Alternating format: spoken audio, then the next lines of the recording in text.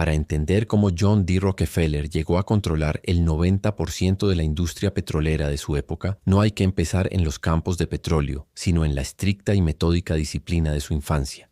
John Davison Rockefeller nació en 1839 en una familia de ascendencia escocesa e irlandesa en Richford, Nueva York. Su padre, William Avery Rockefeller, era un personaje pintoresco y escurridizo, un médico botánico que viajaba por el país vendiendo elixires y, en el fondo, un estafador menor. Esta figura paterna, que era un maestro de la mentira y el engaño, dejó una profunda cicatriz en el joven John. El padre le enseñó a negociar, a desconfiar de todo y a nunca mostrar sus cartas, una lección que John interiorizó hasta la médula, aunque de una manera invertida y moralista.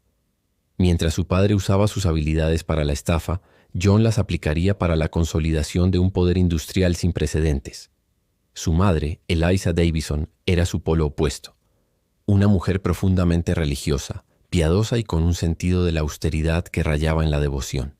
Ella le inculcó el valor del trabajo duro, la templanza y el ahorro. John se lo tomó tan en serio que a los 16 años ya tenía una libreta de cuentas donde registraba cada centavo que ganaba y gastaba, incluso si era un pequeño favor a su hermana o una limosna. No era un avaro por el dinero en sí, sino por la eficiencia y el control que el dinero le otorgaba. Su lema, que se convirtió en una obsesión, era «Dios me dio el dinero», y él, con la fe de un profeta, se dedicó a ser un buen mayordomo de esa fortuna. Su primer trabajo fue como contable en una pequeña empresa de Cleveland, Ohio, y fue allí donde su genio comenzó a brillar. No solo era bueno con los números, era un visionario de la logística. Aprendió que el éxito de un negocio no estaba en vender más, sino en reducir los costos al máximo y en controlar cada eslabón de la cadena de producción. No le interesaba el riesgo de las apuestas. Mientras otros soñaban con encontrar un pozo de petróleo y hacerse ricos de la noche a la mañana, Rockefeller pensó de manera diferente. En 1859, cuando se descubrió petróleo en Pensilvania, una fiebre del oro negro arrasó el país. Miles de aventureros se lanzaron a perforar pozos. Rockefeller, con la frialdad de un ajedrecista, vio el caos. Demasiados productores, un mercado inestable y un producto bruto que necesitaba ser refinado para ser útil. Su mente, ordenada y pragmática, vio la oportunidad. El control no estaba en el pozo, sino en el embudo. El verdadero poder estaba en las refinerías. Junto a su socio, Maurice Clark, fundó su primera refinería de petróleo, que pronto se convertiría en una de las más grandes de Cleveland. Rockefeller no se limitaba a refinar el petróleo. Estudiaba obsesivamente cada proceso para eliminar el desperdicio. Descubrió que los subproductos del petróleo, que otros simplemente desechaban, podían convertirse en valiosos productos como vaselina, parafina y lubricantes. Utilizaba cada gota del crudo, incluso el gas que se producía. Mientras sus competidores operaban con un margen de ganancia estrecho, Rockefeller ampliaba su rentabilidad con cada desecho. Para 1870, su pequeña refinería había crecido tanto que la reorganizó, fundando la Standard Oil Company of Ohio. Su nombre era un manifiesto de su visión. Un producto estándar de calidad uniforme y un precio que él pudiera controlar. Su objetivo no era solo dominar el mercado, sino unificarlo bajo un solo estandarte, el suyo. La primera fase de su plan maestro había comenzado y estaba a punto de desatar una guerra de negocios que cambiaría para siempre el capitalismo moderno. Una vez que Rockefeller estableció Standard Oil, su siguiente paso fue consolidar el mercado de refinerías. El plan era simple y brutalmente efectivo. Comprar a la competencia o, si se negaban, aplastarlos. En 1871, Cleveland era el centro de la refinación en Estados Unidos, con 26 refinerías independientes. Rockefeller, con un ejército de abogados y una cuenta bancaria ya considerable, se propuso comprar 22 de ellas en solo 6 semanas, en lo que la historia conoce como la masacre de Cleveland. Sus métodos eran una mezcla de persuasión, presión y, en muchos casos, intimidación. Sus emisarios se acercaban a los dueños de las refinerías con una oferta. Venda ahora o se enfrentará a la ruina. Muchos, sabiendo el poder de Rockefeller, se rindieron. Los que se negaron pronto se encontraron en una situación insostenible. El verdadero secreto de su fortuna y de su dominio no estaba en la refinación en sí, sino en su control de las arterias del mercado, el transporte. El 90% de su petróleo refinado se movía por tren. Los costos de transporte eran la mayor carga para cualquier refinería. A finales de 1871, Rockefeller negoció en secreto el acuerdo más infame y audaz de la historia de los negocios, la South Improvement Company. Este no era un acuerdo de transporte convencional, sino una conspiración secreta entre Standard Oil y las principales compañías de ferrocarriles, incluyendo a la poderosa Pennsylvania Railroad. El acuerdo establecía tarifas de transporte exorbitantemente altas para todos los productores y refinadores de petróleo. Sin embargo, en secreto, los ferrocarriles otorgaban un enorme reembolso a Standard Oil sobre cada barril que enviaba. Pero no solo eso.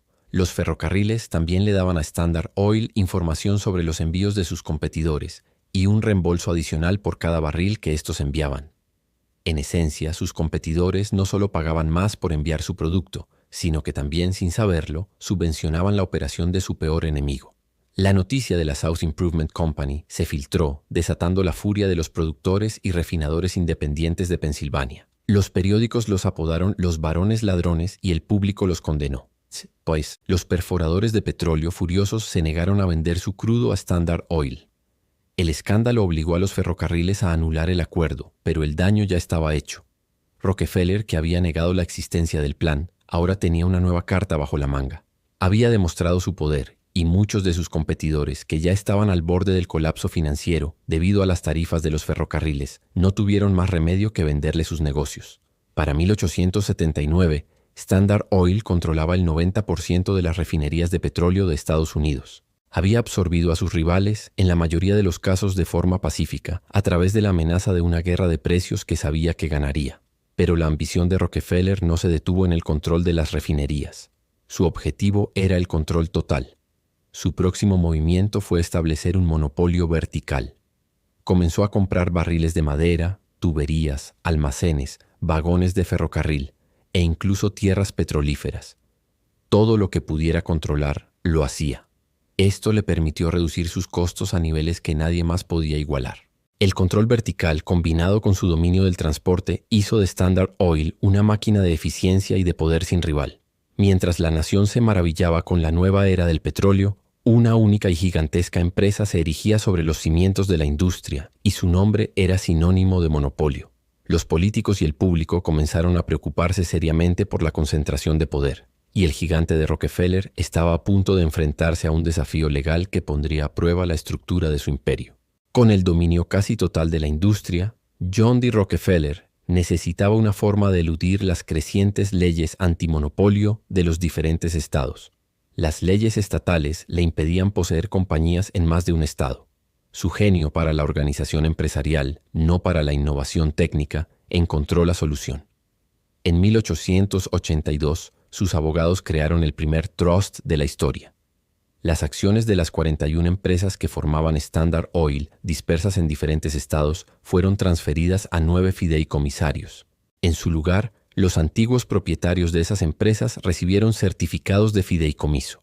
En la práctica, Standard Oil Company de Ohio ahora controlaba a través de estos fideicomisos todo su vasto imperio, desde las refinerías en Nueva York hasta los pozos en Pensilvania y el transporte en el medio. El Standard Oil Trust se convirtió en el modelo que seguirían otras corporaciones gigantescas para crear monopolios. Este trust se convirtió en el epítome de la codicia corporativa y el poder desmedido a los ojos de la prensa y el público. Los periódicos, los políticos y los activistas antimonopolio se unieron para luchar contra el pulpo de Rockefeller. El trust fue acusado de ahogar la competencia, de fijar precios arbitrariamente y de utilizar su poder para corromper a los políticos.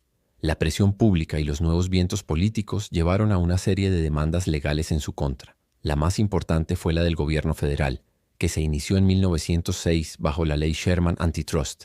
El caso de la administración de Theodore Roosevelt contra Standard Oil Trust se convirtió en la batalla legal del siglo. Después de años de litigios, la Corte Suprema de Estados Unidos emitió un fallo histórico en 1911. La Corte determinó que Standard Oil era un monopolio ilegal que restringía el comercio y ordenó su disolución. La disolución de Standard Oil fue, irónicamente, la jugada más rentable de la carrera de Rockefeller. La Corte Suprema no le quitó las empresas, sino que las desmembró.